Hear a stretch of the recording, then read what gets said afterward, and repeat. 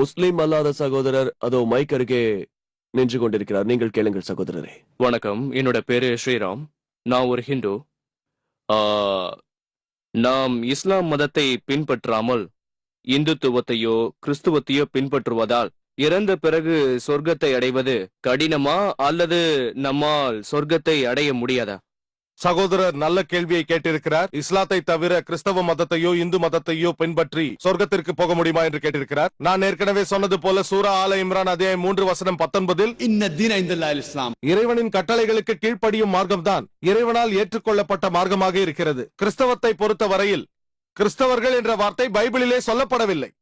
எப்படி இந்து என்ற வார்த்தை இந்து மத வேதங்களில் இல்லையோ அதே போல் கிறிஸ்தவர்கள் என்ற வார்த்தை பைபிளிலும் இல்லை. அப்போஸ்தலர் நடவடிக்கை புத்தகத்தில் முதல் முறையாக கிறிஸ்தவர் என்ற வார்த்தை பைபிளில் பயன்படுத்தப்பட்டிருக்கிறது. இயேசு கிறிஸ்துவை பின்பற்றுபவர்களால் அந்தியோகாவில் இருந்த சிலரால் வைக்கப்பட்ட பெயர் கிறிஸ்தவர்கள்.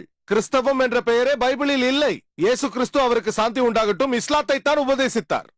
இதற்கு சாட்சி கூற மறுபடியும் வரப்போகிறார். கிறிஸ்தவம் என்ற மதமே இல்லை. திருக்குரானில் ஏப்ரஹாம் சொல்கிறார், சூரா ஆல இம்ரான் அத்தியாயம் 3:67 அவர் யூதரோ கிறிஸ்தவரோ அல்ல, அவர் ஒரு முஸ்லிம். ஏப்ரஹாம் இஸ்லாத்தை போதித்தார். மூசா நபி இஸ்லாத்தை போதித்தார். இஸ்லாம் என்றால் எனக்கு ஒரு முஸ்லிம் பெயர் இருக்க வேண்டும் என்று நினைக்காதீர்கள். நான் அரபு நாட்டில் வாழ வேண்டும், என் பெயர் ஜாக்கிராகவோ அப்துல்லாகவோ இருக்க வேண்டும்.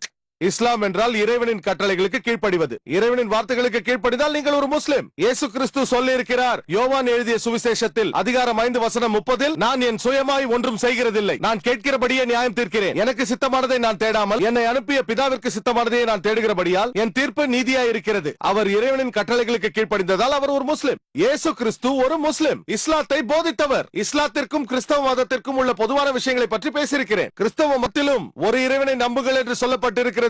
கடவுளுக்கு உருவம்